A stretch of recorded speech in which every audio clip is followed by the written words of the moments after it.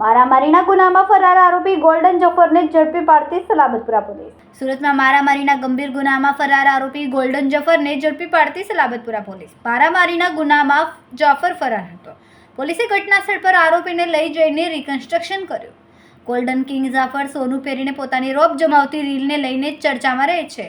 અગાઉ પણ રોપ જમાવતા વિડીયોને લઈને ક્રાઇમ બ્રાન્ચ પોલીસ દ્વારા જફરને ઝડપીને તેનું કાયદાનું ભાન કરાવ્યું હતું.